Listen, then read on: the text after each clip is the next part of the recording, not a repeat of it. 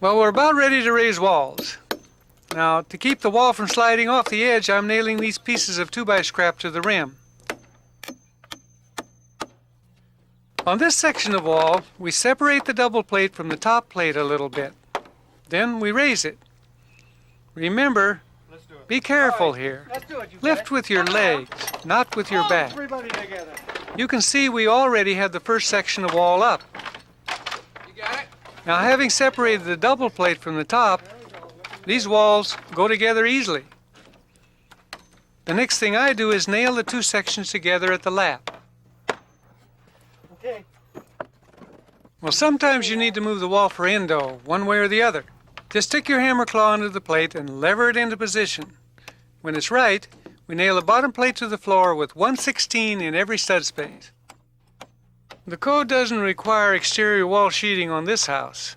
When it does, we find it easier to sheet after the walls are raised. There's a lot more on this in the book. Finally, we run temporary braces both inside and out. Go, let's do it. Up we go. Yeah.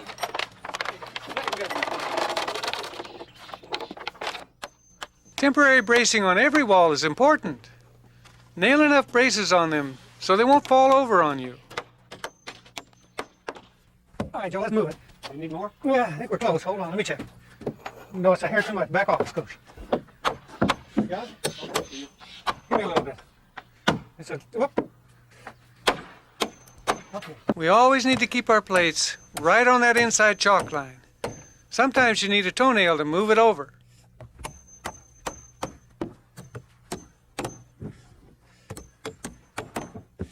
Get a hold of it. Up we go. Everybody together. Yeah. That's it. Nice and easy.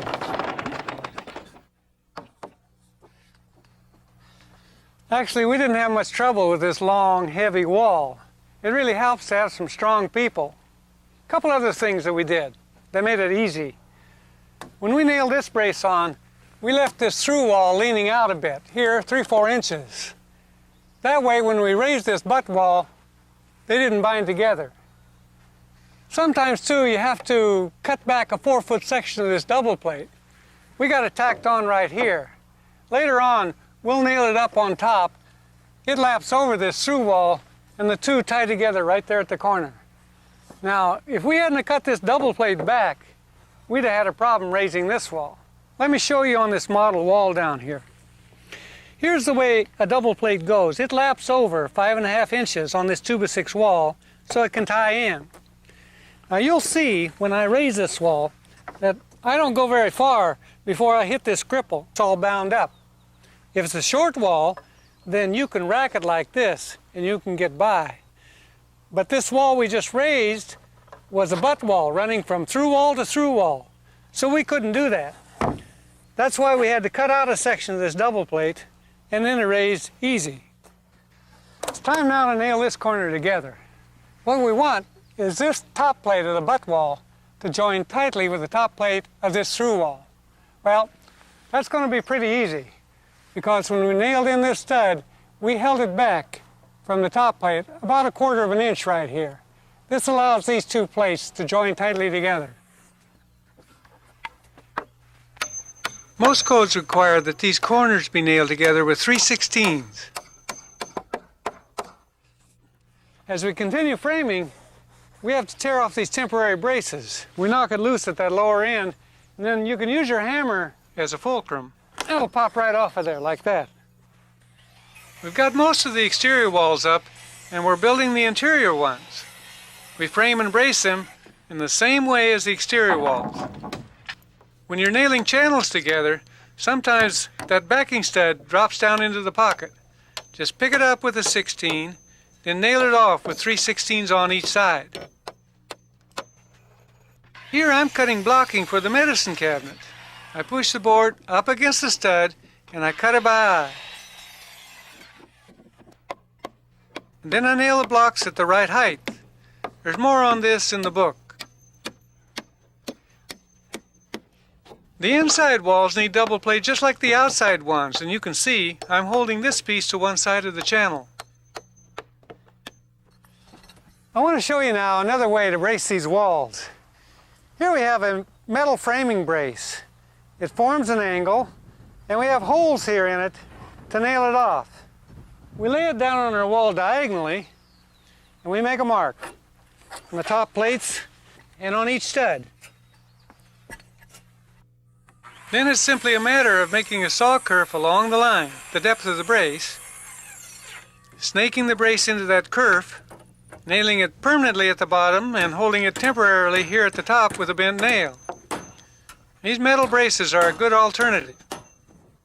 Way back. We build as many walls as we can at one time, and then we raise them. Walls are always built and raised in a certain order. I'd like to be able to tell you what that order is, but each house is different.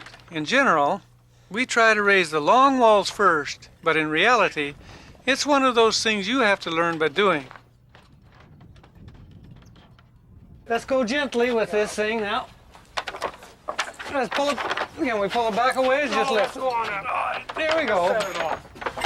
We got something backing off to you, okay? Picking it up and backing it off. Now it's just a matter of fitting them all together. That's got her. Signed, sealed, and delivered. We gotta slide this one in a ways, huh?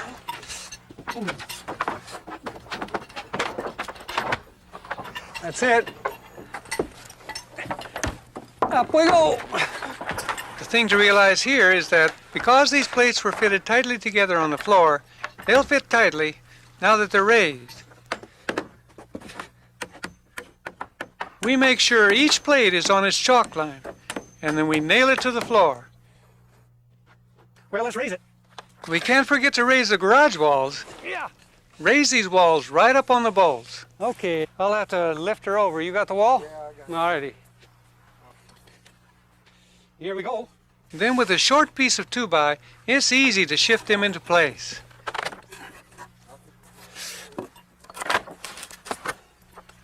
Crank her down.